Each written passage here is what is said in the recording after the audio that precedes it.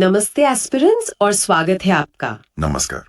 आज हम राजस्थान के हालिया करंट अफेयर्स पर कुछ बहुत ही महत्वपूर्ण एमसीक्यूज पर चर्चा करेंगे। जी, ये सवाल आपके आने वाले एग्जाम्स जैसे आरएएस, रीट, पटवार और वीडियो के लिए बहुत काम आएंगे। हम न सिर्फ सही जवाब जानेंगे बल्कि उसके पीछे की पूरी जानकारी भी समझेंगे। तो चलिए शुरू करते हैं।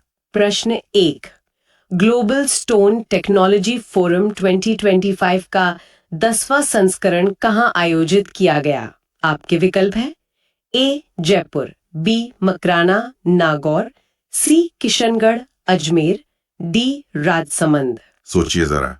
सही उत्तर है सी किशनगढ़ अजमेर। तो ये किशनगढ़ में हुआ, इसके बारे में कुछ और बताइए।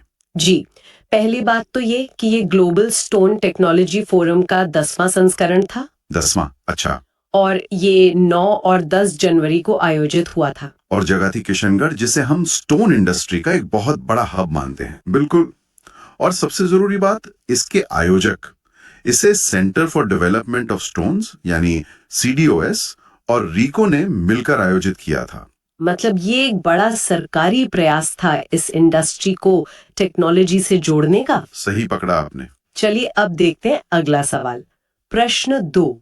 देश का दूसरा सबसे बड़ा स्टीयरेबल टेलीस्कोप ब्रह्मा कहाँ स्थापित किया जा रहा है? ऑप्शंस हैं ए गुरु शिखर सिरोही, बी अचलगढ़ सिरोही, सी माउंट आबू सिरोही, डी सज्जनगढ़ उदयपुर। ध्यान से सोचकर जवाब दीजिए। और सही जवाब है सी माउंट आबू सिरोही। ब्रह्मा टेलीस्कोप नाम तो काफी प्रभावशाली है। हाँ, और इसका काम भी। ये देश का दूसरा सबसे बड़ा स्टीयरेबल टेलीस्कोप है। अच्छा, स्टीयरेबल मतलब इसे किसी भी दिशा में घुमाया जा सकता है? जी बिल्कुल। इसका व्यास 2.6 मीटर है और इसे माउंट आबू में 1680 मीटर की ऊंचाई पर लगाया जा रहा है। एक मिनट, अगर ये दूसरा सबसे बड़ा है तो पहला कहाँ है? ये सवाल भी बन सकता है। जरूर बन सकता है।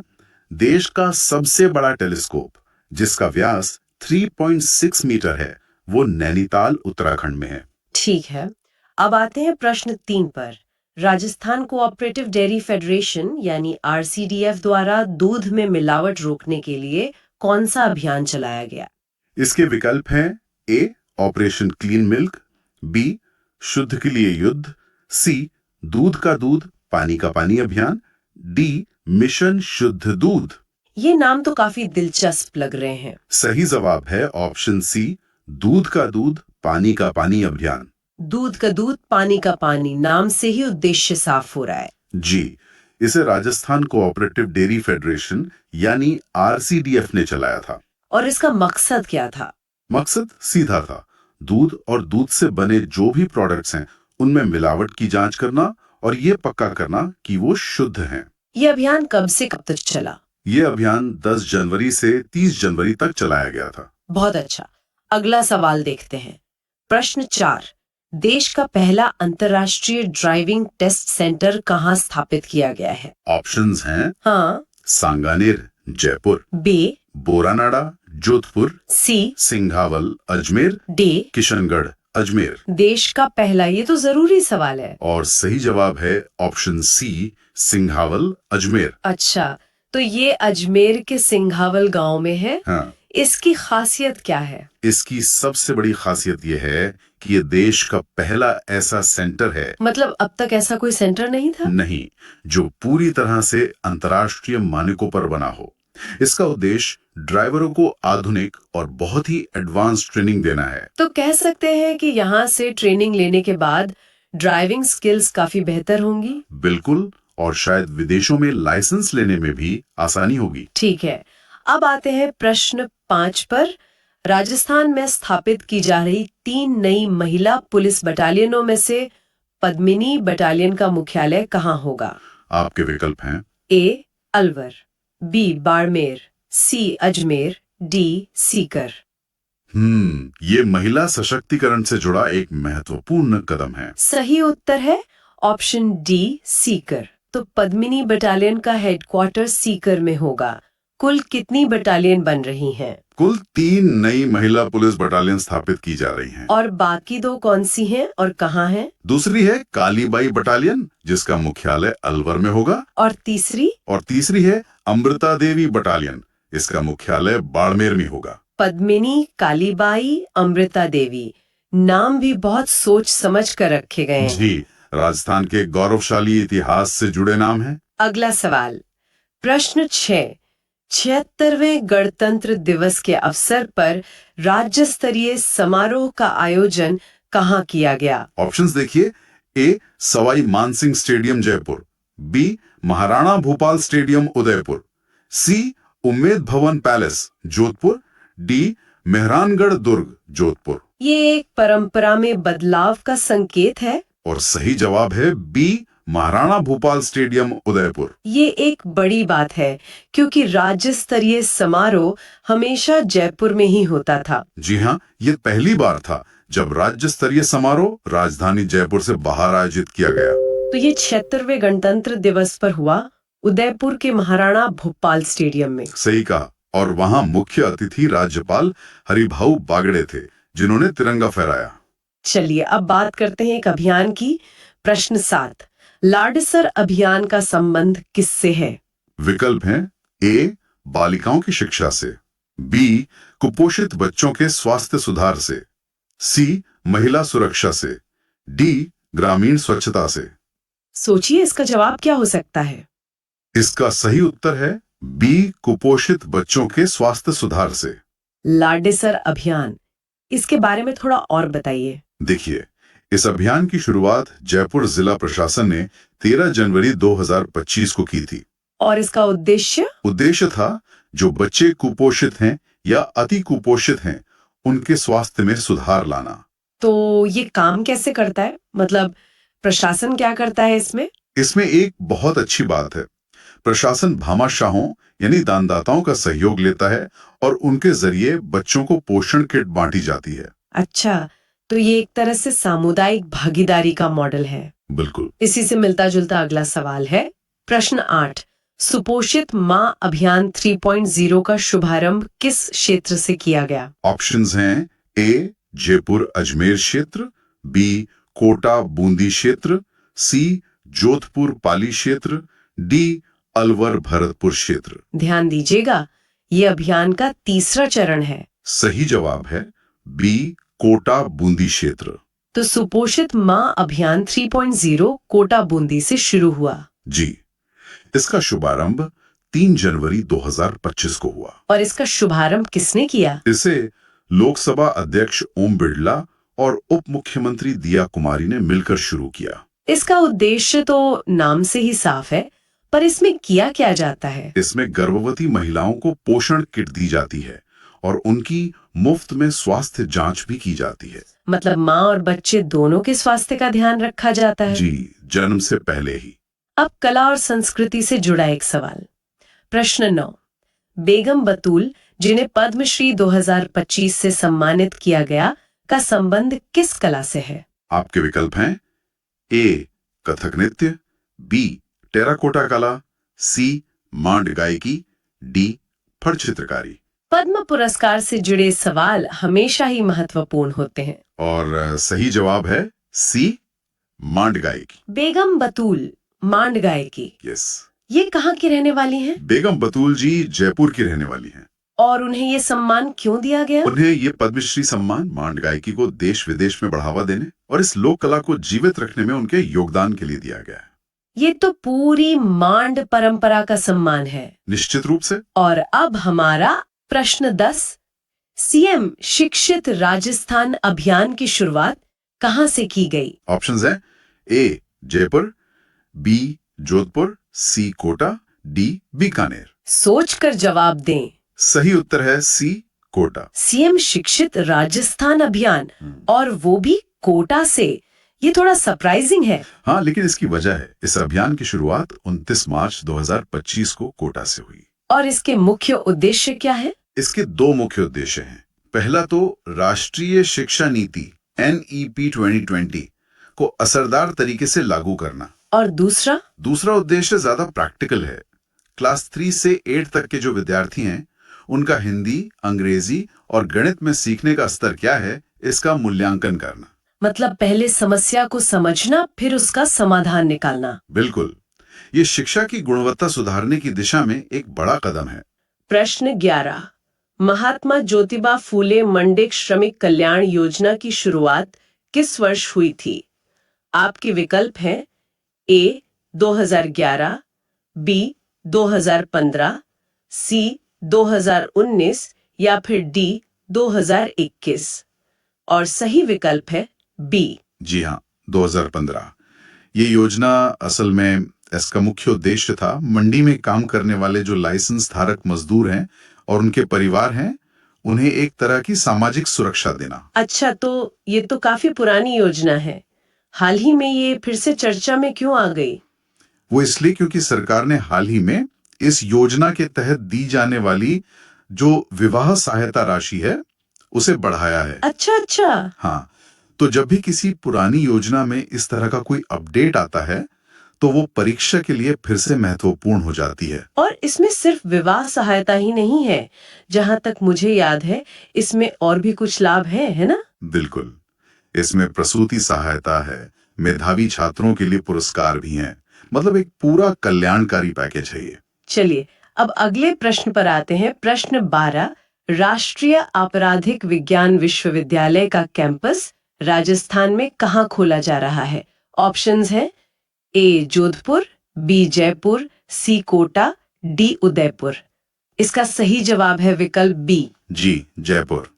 देखिए, जो मुख्य राष्ट्रीय आपराधिक विज्ञान विश्वविद्यालय है, वो गुजरात के गांधीनगर में है और उसी का एक कैंपस अब जयपुर में स्थापित किया जा रहा है। ये मतलब देश का एक बहुत ही प्रतिष्ठित संस्थान है। तो इससे राजस्थान को क्या खास फायदा होगा? इससे सीधा फायदा ये होगा कि राजस्थान और आसपास के जो राज्य हैं, वहां के छात्रों को फोरेंसिक साइंस, साइबर सुरक्षा जैसे क्षेत्रों में उच्च शिक्षा के लिए बाहर नहीं जाना पड़ेगा। मतलब विशेषज्ञता यहीं पर उपलब्ध होगी। बिल्कुल, और इसका असर सिर्फ शिक्षा पर नहीं, बल्कि राज्य की कानून व्यवस्था पर भी पड़ेगा। ठीक है, अगला सवाल देखते हैं। प्रश्न 13।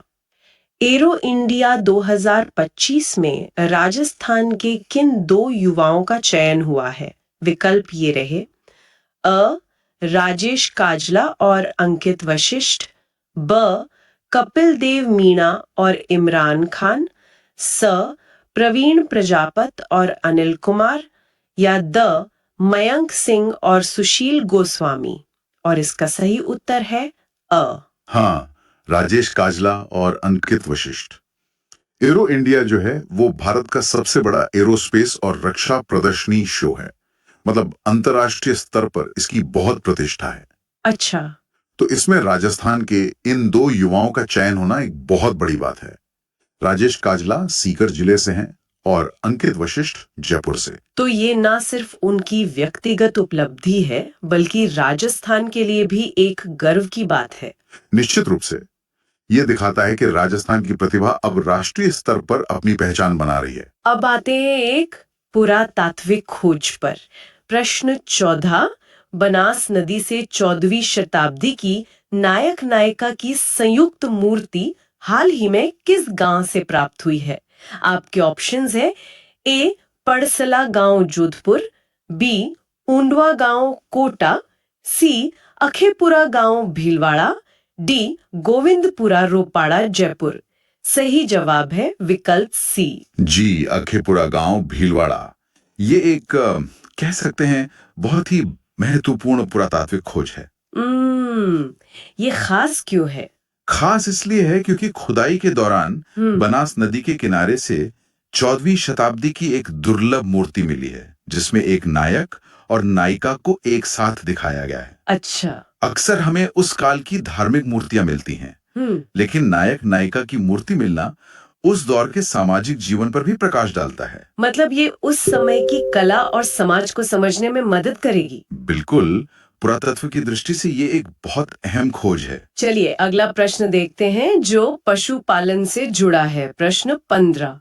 राष्ट्रीय गोकुल मिशन के तहत कितने जिलों में तरल नत्रजन भंडारण हेतु 3000 लीटर के साइलो स्थापित किए जा रहे हैं?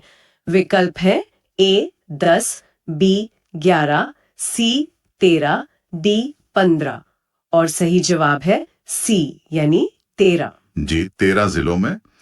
देखिए, राष्ट्रीय गोकुल मिशन का जो मुख्य उद्देश्य है वो है देशी गायों की नस्ल में सुधार करना और दूध उत्पादन को बढ़ाना। और उसके लिए कृत्रिम गर्भाधान एक जरूरी तकनीक है ना? बिल्कुल। और कृत्रिम गर्भाधान के लिए तरल नत्रजन यानी लिक्विड नाइट्रोजन बेहद जरूरी है। अच्छा अच्छा। तो इसी क्रम में राजस्थान के 13 जिलों में ये 3-3 हजार लीटर की क्षमता वाले बड़े साइलो या कह सकते हैं स्टोरेज टैंक स्थापित किए जा रहे हैं। इसका लोकार्पण भी हो चुका है। हाँ, इसका लोकार्पण पशुपालन मंत्री जोराराम कुमावत द्वारा किया गया। अब बात करते हैं पक्षियों की। जी, प्रश्न 16, 42वीं सारस गणना 2025 के अनुसार केवलादेव घना पक्षी विहार में कितने सारस पाए गए? ऑप्शंस है ए 79, बी 65, सी 14 या डी 143। सही विकल्प है सी। जी, 14। अब ये सवाल थोड़ा ध्यान से पढ़ने वाला है। वो कैसे? देखिए, 42वीं सारस गणना में कुल 79 सारस पाए गए थे, ये बात सही है, लेकिन प्रश्न में खास तौर पर केवलादेव घना पक्षी विहार के कोर क्षेत्र के बारे में पूछा गया है। अच्छा, तो उन 79 में से सिर्फ 14 ही पार्क के अंदर थे? बिल्कुल। इन 79 में से केवल 14 सारस केवलादेव राष्ट्रीय उद्यान के अंदर पाए गए। बाकी के जो 65 सारस थे वो उद्यान के बाहर उत्तर प्रदेश से लगे सीमावर्ती इलाकों में मिले। तो ये एक बहुत ही महत्वपूर्ण डिटेल है। जी, इसीलिए सही उत्तर 14 है। ये गणना केवलादेव नेचुरल हिस्ट्री सोसाइटी ने 11 फरवरी 2025 को की थी। अगला सवाल कृषि से संबंधित है। प्रश्न 17, श्री अन्न किसान मेला का आयोजन कहाँ किया गया? आपके विकल्प है ए दुर्गापुरा जयपुर, बी मंडोर जोधपुर, सी गुड़ामालानी बाड़मेर, डी सेवर भरतपुर और सही जवाब है विकल्प सी। हाँ, गुड़ामालानी बाड़मेर। श्री अन्न शब्द जो है वो मोटे अनाजों के लिए इस्तेमाल होता है, जैसे बाजरा, ज्वार, रागी। और भारत की पहल पर ही इसे अंतर्राष्ट्रीय स्तर पर बढ़ावा दिया जा रहा है। सही कहा। तो इन्हीं के उत्पादन और उपयोग को बढ़ावा देने के लिए ये श्री अन्न किसान मेला आयोजित किया गया। और ये गुड़ामालानी में ही क्यों? क्योंकि बाड़मेर जिले के गुड़ामालानी में बाजरा अनुसंधान केंद्र स्थित है, तो ये मेला वहीं आयोजित हुआ। इसमें हैदराबाद के श्री अन्न अनुसंधान संस्थान ने भी सहयोग किया था। अब एक बहुत ही दिलचस्प उपलब्धि पर आते हैं। प्रश्न 18, इटली के मिलान शहर में भवई नृत्य की प्रस्तुति देकर गिनीज बुक ऑफ रिकॉर्ड में नाम दर्ज करवाने वाले कलाकार कौन है? ऑप्शंस हैं द्रौपदी मीणा, प्रवीण प्रजापत, मयंक मानसिंह, रहीम अंसारी। सही उत्तर है विकल्प बी। जी, प्रवीण प्रजापत। ये राजस्थान के एक लोक कलाकार हैं और इन्होंने ये बहुत बड़ी उपलब्धि हासिल की है। भवई नृत्य तो वैसे भी बहुत कठिन माना जाता है। बहुत ज्यादा। और इन्होंने इटली के मिलान शहर में एक अंतर्राष्ट्रीय कार्यक्रम में इसका प्रदर्शन किया। और इसी प्रदर्शन के लिए उन्हें गिनीज रिकॉर्ड मिला। जी हाँ, उनकी इस शानदार प्रस्तुति को Guinness book of world record में दर्ज किया गया, जिससे राजस्थान की लोक कला को एक बहुत बड़ी अंतर्राष्ट्रीय पहचान मिली है। अकादमिक जगत से जुड़ा अगला प्रश्न। प्रश्न 19, राजस्थान पशु चिकित्सा एवं पशु विज्ञान विश्वविद्यालय के प्रथम कुलपति कौन नियुक्त हुए हैं? विकल्प है डॉक्टर सुशील गोस्वामी, के एल श्रीवास्तव, त्रिभुवन शर्मा, डी मदन सिंह राठौड़ और सही जवाब है सी त्रिभुवन शर्मा। जी, राजस्थान में एक नए पशु चिकित्सा एवं पशु विज्ञान विश्वविद्यालय की स्थापना की गई है। ये कहाँ पर है? ये विश्वविद्यालय जयपुर के पास जोबनेर में स्थित है और त्रिभुवन शर्मा को इस नए विश्वविद्यालय का पहला कुलपति यानी फर्स्ट वाइस चांसलर नियुक्त किया गया है। तो ये एक महत्वपूर्ण नियुक्ति है। बिल्कुल, क्योंकि पहले कुलपति ही संस्थान की दिशा और विजन तय करते हैं। और प्रश्न 20, पांडुपुल में महात्मा गांधी स्कूल के विद्यार्थियों द्वारा खोजे गए क्षुद्र ग्रह एस्ट्रॉयड का नाम क्या है? आपके विकल्प हैं 2025 RAJ01, 2024 B20, 2025 इंडियन 11, 2024 SKM 15। इसका सही उत्तर है विकल्प बी। जी, 2024 B20। ये मतलब विज्ञान के क्षेत्र में स्कूली छात्रों की एक बहुत बड़ी उपलब्धि है। ये किस जिले की बात है? ये झालावाड़ जिले के पंच पहाड़ में जो महात्मा गांधी राजकीय विद्यालय है, वहां के छात्रों ने एक क्षुद्र ग्रह यानी एस्ट्रॉइड की खोज की है। और इसे अंतर्राष्ट्रीय मान्यता भी मिली है। हाँ, यही सबसे बड़ी बात है। अंतर्राष्ट्रीय खगोलीय संघ ने इस खोज को मान्यता दी और इसे 2024 B20 नाम दिया है। ये सच में एक कमाल की खबर है। प्रश्न संख्या 21। राज्य का पहला बोन मैरो ट्रांसप्लांट सेंटर कहाँ स्थापित किया गया है? आपके विकल्प है ए SMS अस्पताल Jaipur, B AIIMS Jodhpur, C state cancer institute Jaipur, D RNT medical college Udaipur. 3 second का ठहराव। और इसका सही विकल्प है C state cancer institute Jaipur. तो ये राजस्थान का पहला ऐसा सेंटर है। ये स्वास्थ्य के क्षेत्र में एक बहुत बड़ी उपलब्धि लगती है। बिल्कुल, ये एक बहुत ही महत्वपूर्ण कदम है। इसे जयपुर में स्थित स्टेट कैंसर इंस्टीट्यूट में स्थापित किया गया है। इसका मुख्य उद्देश्य क्या है? मतलब इससे आम लोगों को क्या फायदा होगा? देखिए, इसका सबसे बड़ा फायदा यह है कि जो कैंसर के मरीज हैं, खासकर जिन्हें बोन मैरो ट्रांसप्लांट की जरूरत पड़ती है, उन्हें अब इलाज के लिए राज्य से बाहर नहीं जाना पड़ेगा। अच्छा, मतलब पहले उन्हें दिल्ली या मुंबई जैसे बड़े शहरों में जाना पड़ता था। जी, और अब ये उन्नत और बेहतर इलाज की सुविधा उन्हें अपने ही राज्य में मिल जाएगी। ये मरीजों और उनके परिवारों के लिए एक बहुत बड़ी राहत है। सही कहा। चलिए अब अगले प्रश्न की ओर बढ़ते हैं। प्रश्न संख्या 22। ऑपरेशन कवच 5.0 का संबंध किस विभाग की कार्रवाई से है? विकल्प है ए पुलिस विभाग, बी वन विभाग, सी जयपुर RTO, डी आबकारी विभाग। 3 सेकंड का ठहराव। सही विकल्प है सी जयपुर RTO। ऑपरेशन कवच, ये नाम सुनने में तो किसी पुलिस या सुरक्षा एजेंसी का ऑपरेशन लगता है। हाँ बिल्कुल, इसीलिए ये प्रश्न थोड़ा कंफ्यूजिंग हो सकता है, पर इसका संबंध जयपुर RTO यानी प्रादेशिक परिवहन कार्यालय से है। अच्छा, तो ये अभियान आरटीओ ने चलाया था। इसका लक्ष्य क्या था? असल में इस अभियान का मुख्य लक्ष्य उन वाहनों पर कार्रवाई करना था जो बिना टैक्स चुकाए सड़कों पर चल रहे थे।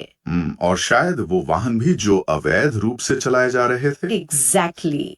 तो ये सड़क सुरक्षा और राजस्व संग्रह दोनों ही दिशा में एक जरूरी कदम था। समझ गया। चलिए आगे बढ़ते हैं। अगला प्रश्न है प्रश्न संख्या 23। नारी शक्ति अवार्ड 2025 शिक्षा क्षेत्र से किसे सम्मानित किया गया है? और विकल्प ये रहे A Nishtha Fazli, B doctor Manju Bagmar, C Suman Meena, D Manbhar Devi. 3 second का ठहराव। इसका सही जवाब है विकल्प B doctor Manju Bagmar. Doctor Manju Bagmar, ये कौन है और इन्हें ये सम्मान क्यों दिया गया? डॉक्टर मंजू बागमार सुबोध यूनिवर्सिटी में असिस्टेंट प्रोफेसर हैं और उन्हें ये पुरस्कार शिक्षा के क्षेत्र में उनके असाधारण और उल्लेखनीय योगदान के लिए दिया गया है। तो ये सम्मान उनके एकेडमिक काम को पहचान देता है। जी, ये दिखाता है कि शिक्षा के क्षेत्र में जमीनी स्तर पर किया गया काम भी राष्ट्रीय स्तर पर सराहा जाता है। दिलचस्प सवाल है। राजस्थान का पहला सेंसर सपोर्ट टेक्नोलॉजी ब्रिज किन 2 जिलों के बीच बनाया जा रहा है? A Kota Bundi, B Dungarpur Banswara, C Jaipur Dausa, D Pratapgarh Chittorgarh. 3 second का ठहराव। सही विकल्प है B Dungarpur Banswara. Sensor support technology bridge, ये सुनने में काफी आधुनिक लगता है। इसकी क्या खासियत है? हाँ, ये ब्रिज डूंगरपुर और बांसवाड़ा जिलों को आपस में जोड़ेगा और इसकी लोकेशन भी बहुत रणनीतिक है। ये गुजरात, मध्य प्रदेश, राजस्थान की सीमा पर होगा। अच्छा, तो इससे कनेक्टिविटी काफी बेहतर हो जाएगी। बहुत बेहतर। लेकिन खास बात यह है कि यह राज्य का दूसरा हैंगिंग ब्रिज होगा और ये पूरी तरह से सेंसर आधारित तकनीक से लैस होगा। मतलब ये एक स्मार्ट ब्रिज होगा जो अपनी सेहत की निगरानी खुद करेगा। आप बिल्कुल सही कह सकते हैं। ये सुरक्षा और निगरानी में बहुत बड़ी मदद करेगा। ये तो वाकई भविष्य की तकनीक है। शानदार। चलिए अब प्रश्न संख्या 25 देखते हैं। ये खेल जगत से है। प्रदेश का पहला स्टेट स्पोर्ट्स इंस्टीट्यूट कहाँ स्थापित किया जाएगा? A Jaipur, B Jodhpur, C Udaipur, D Bikaner. 3 second का ठहराव। और सही जवाब है विकल्प B Jodhpur. State sports institute, तो एक तरह से ये राज्य की खेल प्रतिभाओं के लिए एक सेंट्रल हब जैसा होगा। जी, इसका मुख्य उद्देश्य यही है कि राज्य की जो खेल प्रतिभाएं हैं उन्हें पहचाना जाए और उन्हें विश्व स्तरीय सुविधाएं एक ही जगह पर मिलें। जैसे कि ट्रेनिंग, कोचिंग और दूसरी सभी जरूरी चीजें। हाँ, सब कुछ एक ही छत के नीचे, ताकि हमारे एथलीट्स को कहीं और भटकना न पड़े और वो सिर्फ अपने प्रदर्शन पर ध्यान दे सकें। और इसे जोधपुर में स्थापित करना भी एक अच्छा कदम है। इससे उस पूरे क्षेत्र के युवाओं को फायदा मिलेगा। बिल्कुल। अब अगले प्रश्न पर आते हैं जो इसी से जुड़ा हुआ है। प्रश्न संख्या 26। खेलो इंडिया पैरा गेम्स 2025 में राजस्थान ने कुल कितने पदक जीतकर चौथा स्थान प्राप्त किया? ए 55, बी 60, सी 64, डी 70। 3 सेकंड का ठहराव। इसका सही विकल्प है सी 64। 64 पदक, ये तो बहुत ही शानदार प्रदर्शन है ना? दिल्ली में जो दूसरे खेलो इंडिया पैरा गेम्स हुए थे उसमें राजस्थान ने कुल 64 पदक जीते थे। और इन 64 पदकों में स्वर्ण, रजत और कांस्य का क्या हिसाब रहा? इसमें 22 तो स्वर्ण पदक थे, 18 रजत और 24 कांस्य पदक शामिल थे। 22 स्वर्ण पदक, वाह। इस शानदार प्रदर्शन के साथ राजस्थान ने पदक तालिका में चौथा स्थान हासिल किया है। ये हमारे पैरा एथलीटों की मेहनत और लगन को दिखाता है। सही कहा। चलिए अब प्रश्न संख्या 27 पर चलते हैं। राजस्थान दिवस समारोह 2025 की शुरुआत किस कार्यक्रम से हुई? आपके विकल्प है ए जयपुर में राज्य स्तरीय कार्यक्रम से, बी बाड़मेर में महिला सम्मेलन से, सी जोधपुर में लोकानुरंजन मेला से, डी उदयपुर में दिव्य कला मेला से। 3 सेकंड का ठहराव। सही उत्तर है विकल्प बी, बाड़मेर में महिला सम्मेलन से। यह एक दिलचस्प बात है। आमतौर पर ऐसे बड़े समारोहों की शुरुआत तो राजधानी से होती है। हाँ, यही इस बार की खास बात थी। राजस्थान दिवस तो 30 मार्च को होता है, लेकिन समारोह 25 से 31 मार्च तक चले। और इनकी शुरुआत जयपुर से न होकर बाड़मेर से हुई। जी, इन समारोहों की शुरुआत 25 मार्च को बाड़मेर में आयोजित एक महिला सम्मेलन से की गई थी। तो यह एक तरह से एक सांकेतिक कदम है जो महिलाओं और दूर दराज के इलाकों को महत्व देने की बात करता है। बिल्कुल। अब है प्रश्न संख्या 28।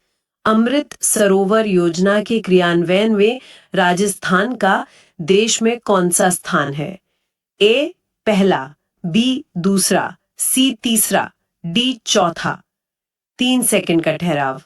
सही विकल्प है डी चौथा। अमृत सरोवर योजना, ये तो जल संरक्षण से जुड़ी बहुत महत्वपूर्ण योजना है। जी, ये अप्रैल 2022 में शुरू हुई थी और इसका उद्देश्य ही जल संरक्षण है। तो इस योजना को लागू करने में राजस्थान देश में चौथे स्थान पर है। ये तो राजस्थान जैसे राज्य के लिए एक बड़ी उपलब्धि है। बिल्कुल। राज्य ने 3138 सरोवरों का निर्माण करके यह स्थान हासिल किया है। हाँ। वैसे इस सूची में पहले स्थान पर कौन है? पहले स्थान पर उत्तर प्रदेश है, लेकिन राजस्थान की भौगोलिक चुनौतियों को देखते हुए चौथा स्थान भी बहुत सराहनीय है। निश्चित रूप से। चलिए अब प्रश्न संख्या 29 पर आते हैं। कॉन्स्टिट्यूशन क्लब ऑफ राजस्थान का शुभारंभ कहाँ किया गया है? ए राजस्थान उच्च न्यायालय जोधपुर, बी राजस्थान विधानसभा जयपुर, सी सरदार पटेल पुलिस विश्वविद्यालय जोधपुर, डी हरिश्चंद्र माथुर लोक प्रशासन संस्थान जयपुर। 3 सेकंड का ठहराव। इसका सही उत्तर है बी, राजस्थान विधानसभा Jaipur. Constitution club of Rajasthan, ये एक बहुत ही अनोखी पहल लगती है। इसका शुभारंभ जयपुर में राजस्थान विधानसभा परिसर में ही किया गया। और जहां तक मुझे पता है, राजस्थान देश की पहली ऐसी विधानसभा है जहां इस तरह के क्लब की स्थापना हुई है। आप बिल्कुल सही हैं। ये देश में अपनी तरह का पहला प्रयोग है किसी राज्य विधानसभा में। इसका उद्घाटन 8 मार्च 2025 को लोकसभा अध्यक्ष ओम बिरला और मुख्यमंत्री ने किया था। तो इसका मकसद विधायकों के लिए एक गैर राजनीतिक मंच तैयार करना है जहां वे आपस में संवाद कर सकें। जी, पार्टी लाइन से ऊपर उठकर संवाद और विमर्श को बढ़ावा देना ही इसका उद्देश्य है। ये लोकतंत्र के लिए एक बहुत स्वस्थ परंपरा की शुरुआत है। बिल्कुल। प्रश्न संख्या 30। राजस्थान इंटरनेशनल फिल्म फेस्टिवल यानी रिफ 2025 में सर्वश्रेष्ठ राजस्थानी भाषा फिल्म का पुरस्कार किस फिल्म को दिया गया? ए, म्हारी बिंदनी, बी, प्लॉट नंबर 302, सी, निष्ठा फाजली, डी, ठिठोली।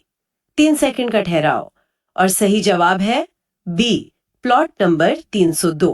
RIF यानी राजस्थान इंटरनेशनल फिल्म फेस्टिवल, ये इस बार जोधपुर में हुआ था, है ना? जी, ये 11वां संस्करण था और जोधपुर में आयोजित हुआ और इसमें प्लॉट नंबर 302 को सर्वश्रेष्ठ राजस्थानी भाषा की फिल्म का पुरस्कार मिला। अच्छा, और क्या कोई और भी महत्वपूर्ण पुरस्कार था जिसके बारे में हमें जानना चाहिए? हाँ, एक और जरूरी जानकारी है। इसी फेस्टिवल में फिल्म म्हारी बिंदनी के लिए धर्मेंद्र उपाध्याय को सर्वश्रेष्ठ निर्देशक का पुरस्कार भी मिला। तो मतलब राजस्थानी सिनेमा में निर्देशन और कहानी दोनों ही स्तरों पर अच्छा काम हो रहा है। ये क्षेत्रीय सिनेमा के लिए बहुत अच्छी खबर है। बिल्कुल। प्रश्न संख्या 31। नाहरगढ़ म्यूजियम में किस पूर्व जयपुर राज परिवार के सदस्य की वैक्स प्रतिमा स्थापित की गई है? आपके विकल्प हैं ए, सवाई मानसिंह द्वितीय, बी, सवाई भवानी सिंह, सी, सवाई पद्मनाभ सिंह या डी, महाराजा जगत सिंह। सोचिए जरा। और इसका सही जवाब है ऑप्शन बी, सवाई भवानी सिंह। सवाई भवानी सिंह। अच्छा, तो इनके बारे में कुछ बताइए। ये प्रतिमा क्यों खास है? देखिए, ये प्रतिमा जयपुर के नाहरगढ़ किले के वैक्स म्यूजियम में लगी है और ये जयपुर के पूर्व महाराजा ब्रिगेडियर सवाई भवानी सिंह की है। ब्रिगेडियर मतलब वो सेना में भी थे? हाँ, यही तो सबसे खास बात है। वो सिर्फ एक महाराजा नहीं थे, बल्कि एक सैन्य नायक भी थे। उन्हें उनके शौर्य के लिए महावीर चक्र से भी सम्मानित किया गया था। अच्छा, महावीर चक्र, ये तो बहुत बड़ा सम्मान है। बिल्कुल।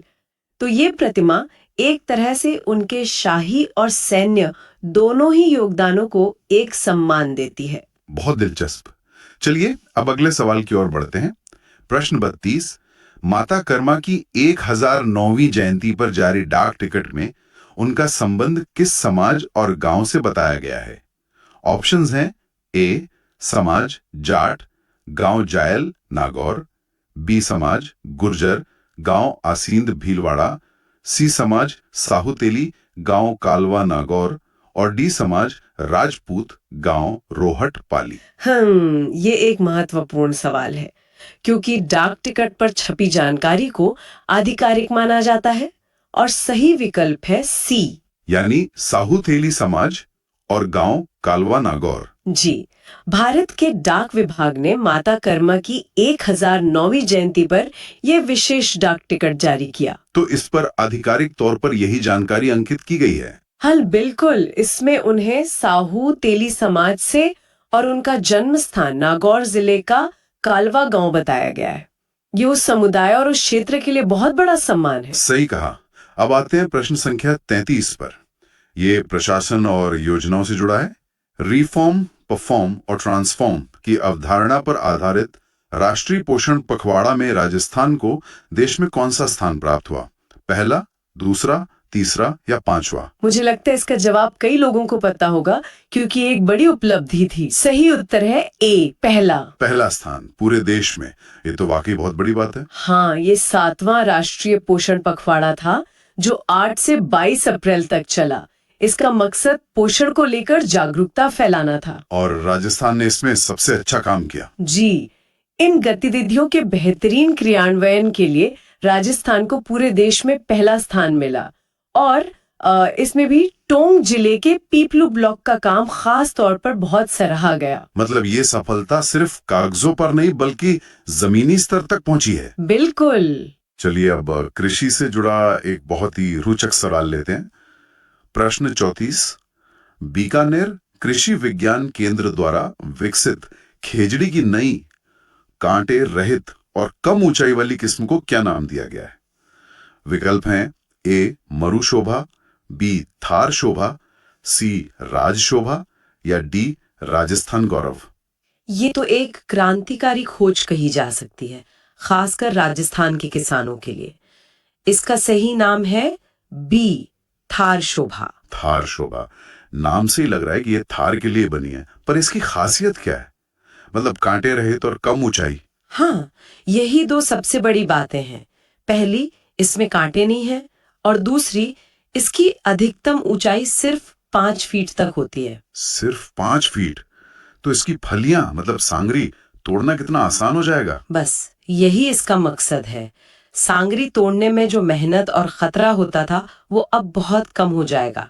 ये बीकानेर कृषि विज्ञान केंद्र के वैज्ञानिकों का एक शानदार काम है। ये तो सच में गेम चेंजर है। अब एक बड़े प्रोजेक्ट की बात करते हैं। प्रश्न 35, देश के पहले 100% make in India solar plant यानी पोखरण सोलर प्लांट की क्षमता कितनी है और इसकी सामग्री का कितना प्रतिशत जयपुर स्थित SEZ में निर्मित हुआ है? इसके ऑप्शंस थोड़े लंबे हैं, ध्यान से सुनिएगा। ए क्षमता 500 मेगावाट, सामग्री 70%। बी क्षमता 975 मेगावाट्स, सामग्री 90%। सी क्षमता 750 मेगावाट, सामग्री 80%। या डी क्षमता 1000 मेगावाट, सामग्री 100%। ये आत्मनिर्भर भारत का एक बहुत बड़ा उदाहरण है और इसका सही जवाब है ऑप्शन बी। तो 975 मेगावाट की क्षमता और 90% सामग्री जयपुर में बनी है। जी, ये सोलर प्लांट जैसलमेर के भिणाजपुरा गांव में है और इसकी सबसे बड़ी खासियत यही है कि इसमें इस्तेमाल हुए 90% उपकरण जैसे सोलर पैनल वो सब जयपुर के स्पेशल इकोनॉमिक जोन यानी SEZ में ही बने हैं। वाह, मतलब मेक इन इंडिया के साथ साथ मेक इन राजस्थान भी। सही पकड़ा आपने। ये दिखाता है कि राजस्थान अब सिर्फ सौर ऊर्जा का उपभोक्ता नहीं बल्कि एक बड़ा निर्माता भी बन रहा है। शानदार। अब बात करते हैं प्रशासनिक सुधार की। प्रश्न 36, प्रदेश में पंचायतों एवं राजस्व इकाइयों के पुनर्गठन के लिए गठित उच्च स्तरीय समिति का अध्यक्ष किसे बनाया गया है? विकल्प हैं ए राजनारायण शर्मा, बी डॉक्टर ललित के पंवार, सी प्रोफेसर गणेशी लाल सुथार या डी मदन दिलावर।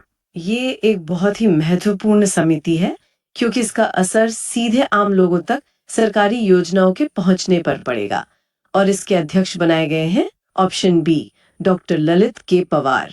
डॉक्टर ललित के पंवार, ये तो RPSC के पूर्व चेयरमैन रह चुके हैं ना? जी हाँ, उनका लंबा प्रशासनिक अनुभव ही इस जिम्मेदारी के लिए उनके चुनाव की मुख्य वजह है। सरकार इस काम को बहुत गंभीरता से ले रही है। हाँ, तो ये कितने सदस्यों की समिति है?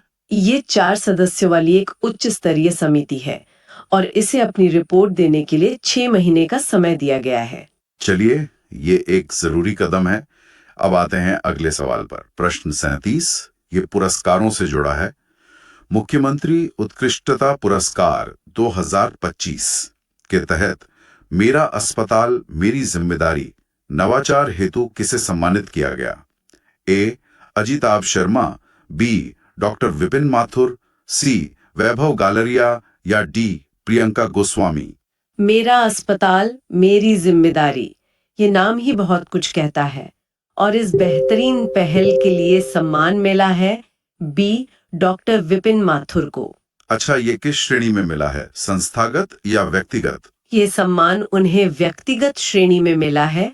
वो उदयपुर के आर&टी मेडिकल कॉलेज से हैं। तो उनके इस नवाचार का मुख्य उद्देश्य क्या है? इसका सीधा सा उद्देश्य है सरकारी अस्पतालों में डॉक्टरों और कर्मचारियों में अपनेपन और जवाबदेही की भावना पैदा करना। मतलब ये सोचना कि ये मेरा अस्पताल है तो इसकी जिम्मेदारी भी मेरी है। बहुत बढ़िया सोच है। अगर ये भावना हर जगह आ जाए तो सेवाओं की गुणवत्ता में बहुत सुधार हो सकता है। बिल्कुल। आगे खोज की बात करते हैं। पुरातत्व से जुड़ा प्रश्न 38।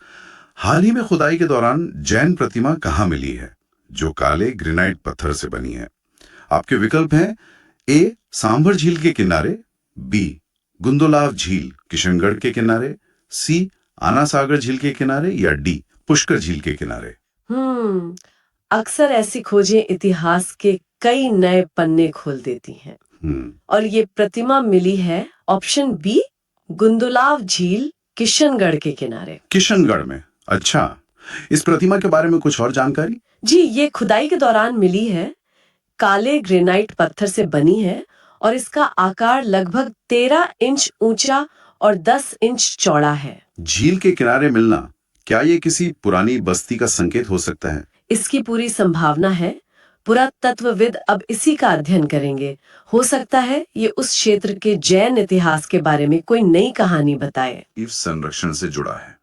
सरिस्का टाइगर रिजर्व में किस बाघिन की याद में राज्य का पहला बाघिन स्टैचू बनाया जाएगा?